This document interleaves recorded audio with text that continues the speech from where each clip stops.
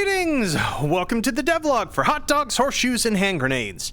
We're going to start off as always with a quick sound check. Make sure your speakers aren't up too high. Wonderful.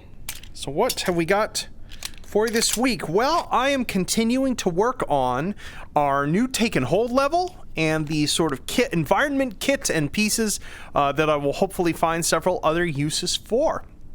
And what we are looking at this week is several new hold rooms, and you are checking them out at basically the same time as I am checking them out in VR for the first time, because while I have been taking pictures of these and working on them, I actually just got the collision in, and the collision is necessary for me to be able to walk around them and not just plummet into an empty black void. So this is our first new hold room. It's a 40 by 40 meter footprint. It's on the larger side. And this one is designed as sort of like a corner hold. Let's come over here.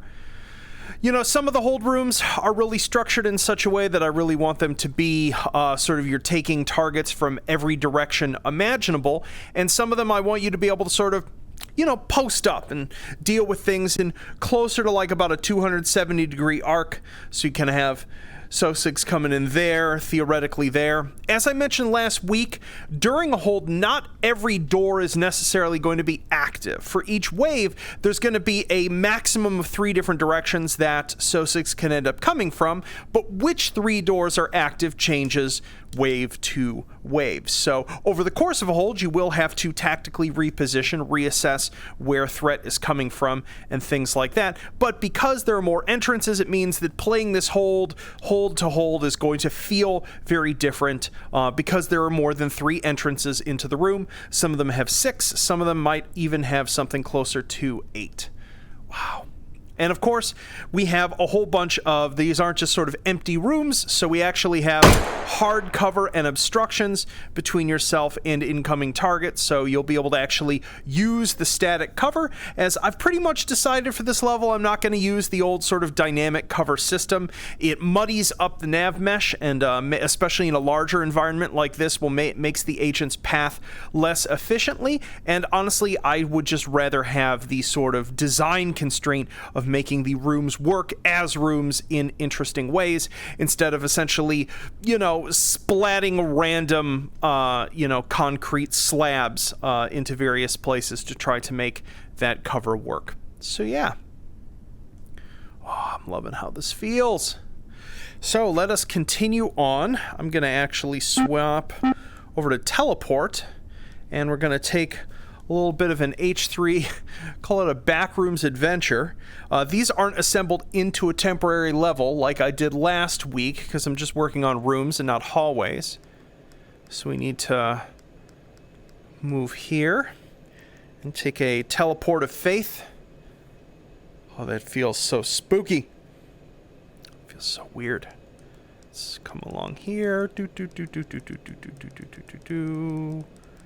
And I think the second room. There we go.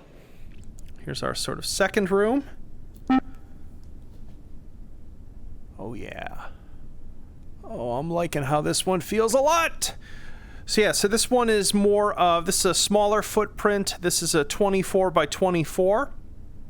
Have 1, 2, 3, 4, 5, 6 different entrances, and we have sort of 3 levels. We've got a top level here that has a stairwell up there, a stairwell up there, slightly lowered inset one here, which I was kind of hoping that would be slightly partial. Actually, you know what? Come to think of it, coming down low here means that we're actually only going to really see heads of SOSIGs at this distance. But you'll notice these aren't wood, these are actually wood textured concrete, so you're getting something much closer to hard cover here from sort of peeking out, shooting, dodging around, etc. Got this little plinth up here. Oh, that feels great. That feels great. I'm trying to make it so that each of these rooms doesn't necessarily have like one simple best place to always stand, so that there's without you always feeling overwhelmed, I want it to be the sort of thing that you are naturally repositioning to interesting vantage points over the course of a hold as the sort of situation changes, while still having sort of some pressure to have a good overview of the room, because who knows where the encryption targets are going to spawn. Oh, let's come down to the bottom. Ooh, oh, that feels cool. This may be a little too dark for part of a hold room. I might have to get some secondary illumination here. Some nice buzzing fluorescence, as befits the backrooms vibes, the liminal space vibes of some of these rooms. Oh, this is a great... Let's get up against this wall. Oh, that is just a fantastic angle. These feel so cool in VR. I can't wait to get you folks in here.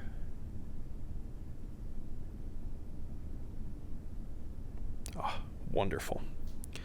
Let us continue our... Let's see here. Go back into teleport.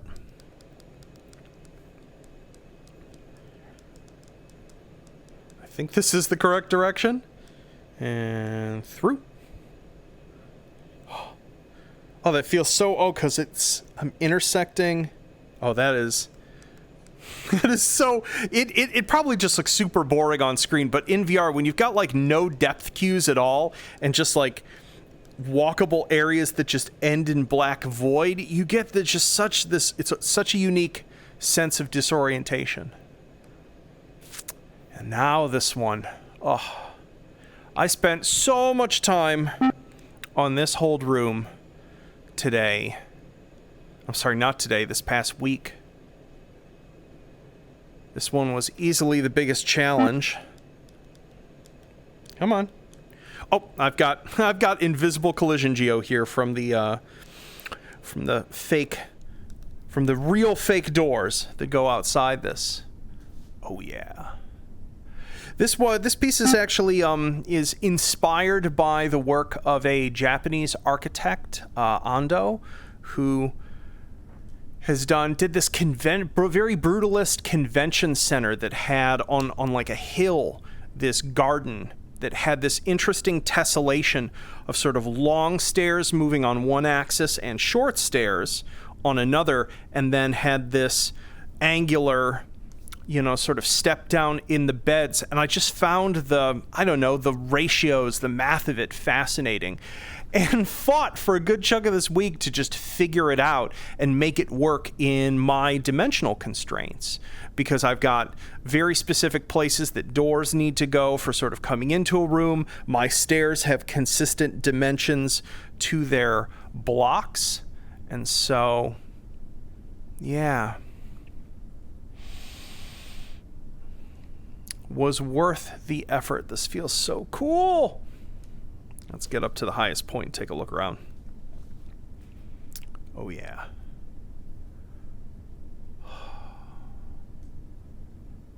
It's going to be such an interesting space to fight in, because the way that the sort of obstructions work, right, is that we've got a clear line down to there.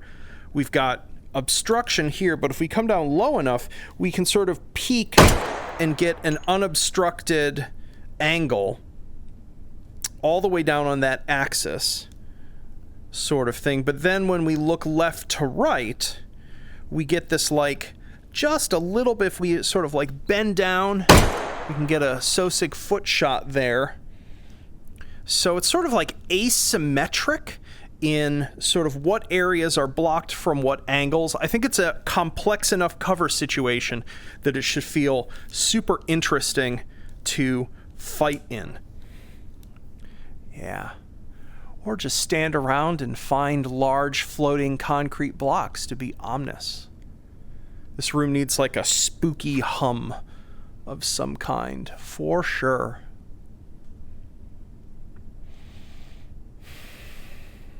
I'm so happy with it.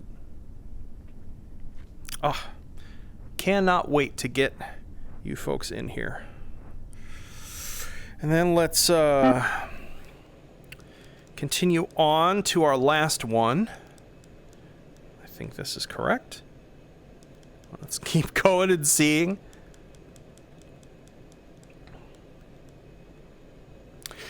Yes, and this is not done yet. This is a room that I started working on last night after catching some inspiration.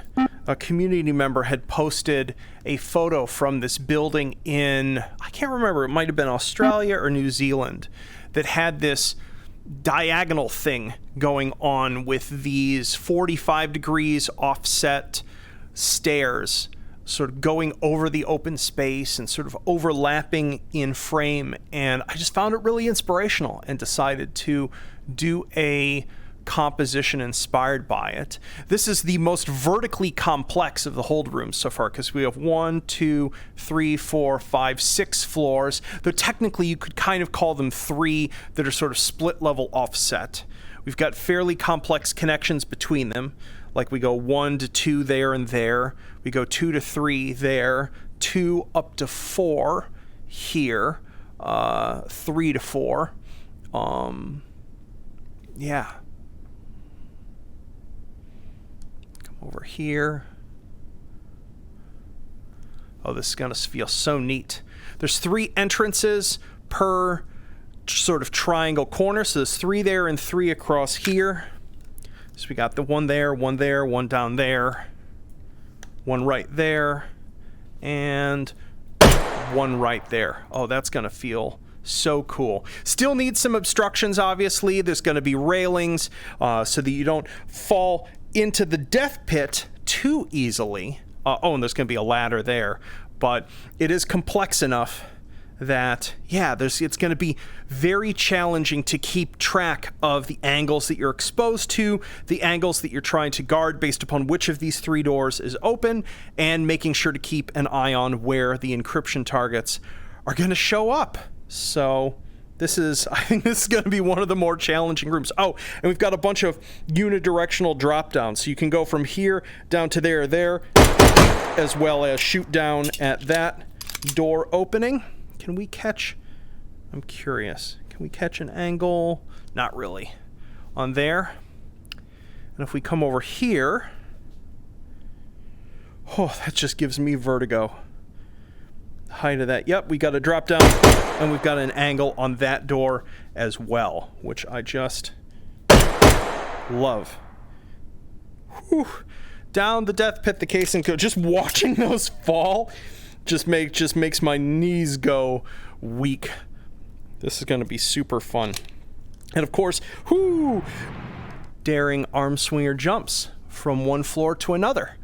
So yeah, so that is what I've got to show you folks this week. My goal is to keep working on these hold rooms. They take about a day and a half to 2 days a pop to get done. And once I have enough of them, my next sort of the next goal that I'm working towards, macro goal, is to get enough of these hold rooms done and enough of the supply rooms that I can put together not necessarily a final level layout, but a shot in that direction. And then probably put a testing scene into the game on experimental that won't have any gameplay in it. It won't be rigged up to be a take and hold level yet, but just to be a space to walk around and experience, performance test, do occlusion testing on, and just see what folks think about it before I end up making some difficult final decisions for certain aspects of how everything gets plugged together. So I hope this has been exciting for you to take a peek at. I once again thank you so much for your patience as I work along on this. I know I don't have new exciting toys for you in the game build right now because I'm just trying to put all of my energy into level production. It is a bit of a slog, but I am loving how it is turning out, and I think this is going to be the most interesting combat space in the game by a lot. And so I think that all of that work will end up being absolutely worth it in the end. So yeah, anywho, I hope you all have a wonderful weekend, and I will see you all soon. Time to jump into a horrible death pit. Bye!